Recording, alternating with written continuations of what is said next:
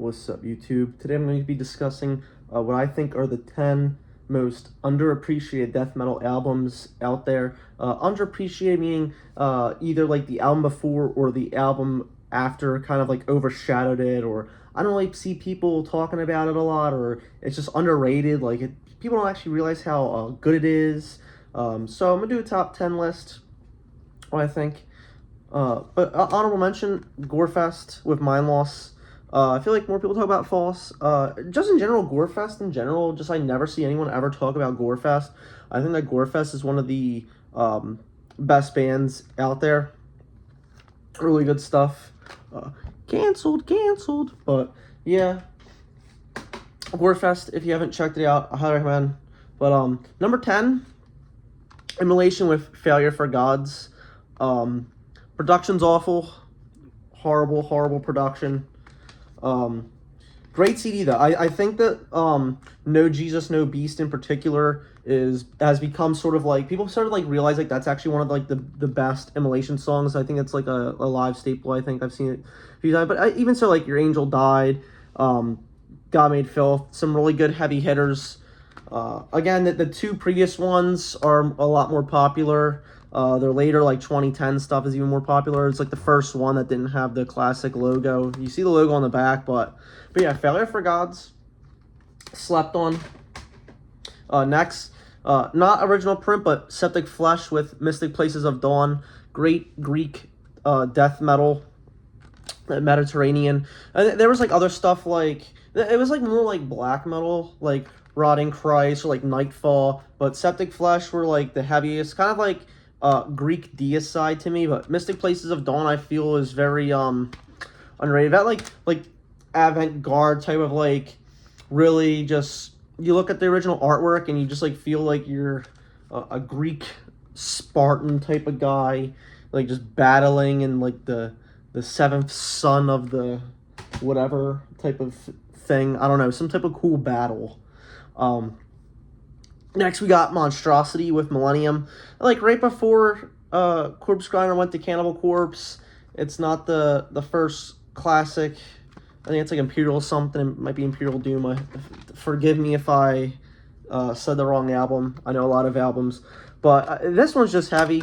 Has this like PlayStation 1 artwork. Kind of looks kind of silly, like CGI.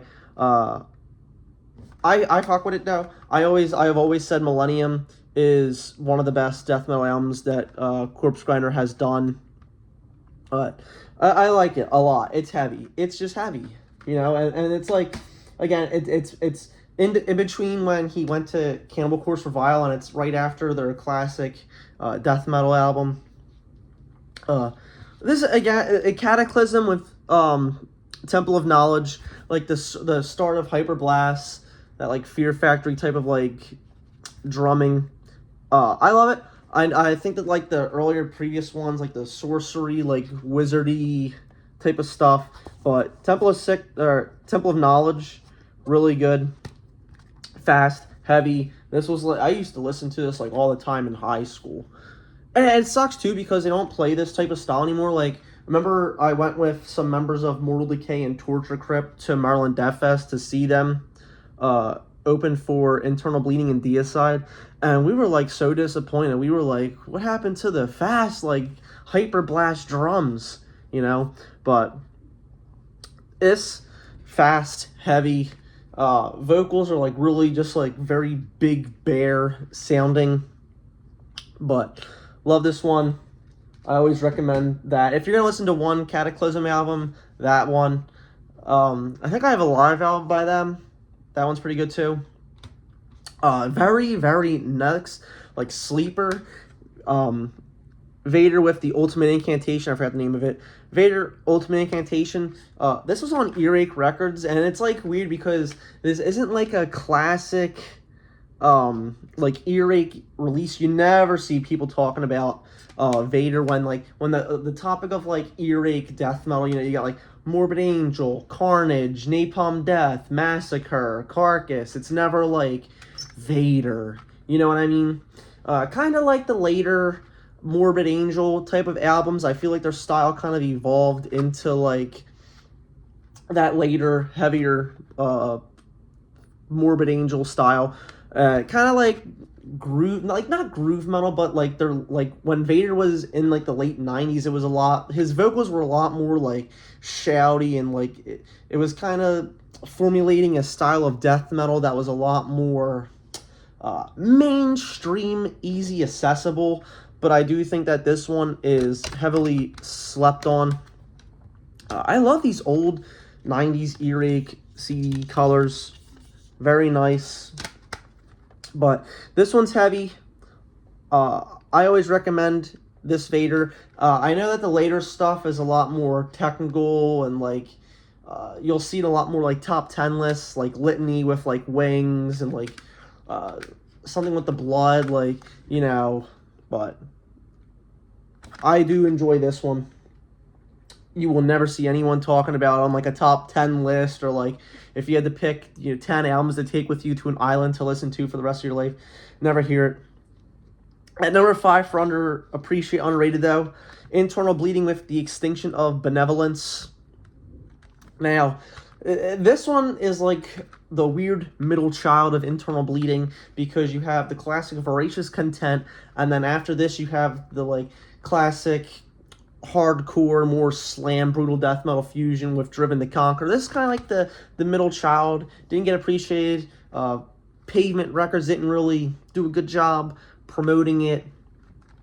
But this one of the heaviest, not even just brutal death metal or like slam albums, one of the heaviest just plain death metal albums out there. Like subgenres away, this album's freaking heavy. Like it really is. The song, like probably my favorite Internal Bleeding song, Plagued by Catharsis, has some really meaningful death metal lyrics vocally. Frank Rini does a combination of his classic guttural style with like a mix of frog vocals, kind of like Mortal Decay and like Embalmer and like Demolich. It's just really cool. If you're getting into brutal death metal, check this one out. It's freaking heavy. But yeah, it's actually Chris's from the band's favorite, so he says. I don't know if that's still true. But it's underrated. Songs are heavy. You will die listening to this. It will throw your socks off. Next one, Haunted by 6 Feet Under. People will joke all they want on 6 Feet Under. Their later stuff, I admit, they have some stinky poo-poos out there, okay? But Haunted was amazing. Say what you want. This was fresh after Cannibal Corpse. Fresh after like the Created to Kill like demo session of like what Vile should have been. That's actually my favorite Cannibal Corpse, is the demo versions of the Vile tracks with Chris Barnes on vocals. Like they have songs like how do I say this for YouTube without getting censored? It's to Kill Unalive Myself is a title. I think that's probably my favorite Cannibal Corpse track with Chris Barnes on vocals. Very heavy. But even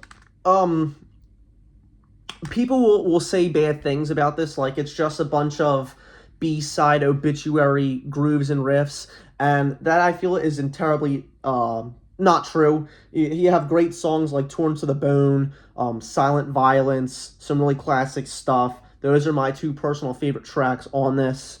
But I dig it. I think it's better than anything Cannibal Corpse. I love this than listening to like the classic 4 Cannibal Corpse. It just hits a certain mark. Like it's kind of like Metallica and Megadeth. I feel like Chris Barnes really tried to prove a point, like, hey, you guys messed up. Like this is my retaliation. I like a little beef in the scene, a little beef in the drama. Next, reaching the last 3. Number 8, we got Breeding the Spawn, the worst sounding death metal album ever, perhaps. Is it brutal? Yes. Does it have great slams, just like Effigy? Yes. The slam on Epitaph of the Credulos, or however you say that, heavy. It's heavy, man. If this had better production, I definitely see this being the best Suffocation material. I honestly do. Do I like it better than Effigy? Do I like it better than Pierced? Probably not. But maybe if it just had that production. The vocals are not his typical like Effigy vocals. The vocals on this kind of were more like a little deicide at times. A little like the shouting. Like he tried to be a lot more old school death metal than the brutal death metal type of like type of thing. You know, he actually more diaphragm, more explosive, but underrated as heck. Yeah, YouTube's been censoring me, man. They be striking me. Number 9, Broken Hope with Loathing. This CD's heavy. It's very heavy. It's underrated. This is like the first one where they really started to go into that technical aspect, but it wasn't too technical like Grotesque Blessings, their follow-up, where it kind of like lost their identity a little bit. This one it actually had the brutality of something like Bowels of Repugnance, and kind of just add that little tiny technical flair. The vocals are extra like heavy and reverb. Like if you listen to this on your stereo, it kind of like blows out at times. It gets so heavy, especially on like Siamese Screams. Very heavy album, very underrated. Stuff like the cloning has kind of like come back into the mold for Broken Hope fans. You know, it's I see that one kind of going around. You'll see it on like Instagram stories. I Am God is another one. Have like the Mortician sample for Texas Chainsaw before Mortician even had it. But overall, Loathing, one of the heaviest albums out there in general. Not just for like BDM, just old school death metal in general. You know, it's heavy, it's underrated. If you just want Bowels of Repugnance with just a little bit more substance to it's kind of like mature Bowels of Repugnance is a good way to say it. Just mature and professional, and just like if teenagers made Bowels of Repugnance, this is like a PhD student of death metal. Number 1, most underrated and underappreciated death metal album. Drum roll, please. We got Gorguts, Erosion of Sanity. Middle child. Alright, he didn't get a bike on Christmas. His brother and sister got the bike. He just got the Batman dollhouse. Sad. He middle child. He's after Considered Dead. He's before Obscura.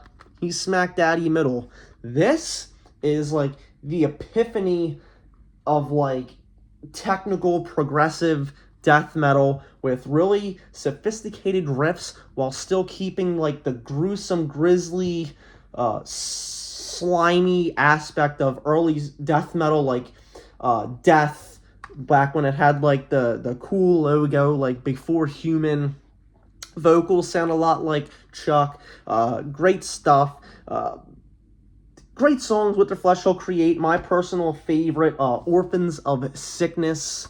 I feel even when like this band was like in like 2016, 2017, 2018, even when they were like writing like really technical, like the Sand album or whatever it was, like it would just be like 40 minutes of like technical progressive death metal live, and then they'd play like Obscura, and they'd always play Orphans of Sickness. It's like they knew that Orphans of Sickness was like the death metal, the eighth wonder of the world for death metal. Orphans of Sickness is such a good death metal song. It would definitely be in, like, if I was to talk old school death metal songs, Orphans of Sickness would be like in a top like 30 death metal songs of all time. Okay, Orphans of Sickness is sick. You got amazing artwork, amazing song structures. It's just incredible. And it's too bad that this album just doesn't get much love, because I think that this should be the like face of the band. Every single shirt with Gorguts on it should be smacked with this cover to let people know that this is the shit that they should be bumping. But that's my list. Let me know what you guys think. What albums do you think are underrated and underappreciated? Never got the love. Always like a middle child between two other amazing releases of the band. Kind of like, shadowed away. Let me know what you think. Till next time, peace out.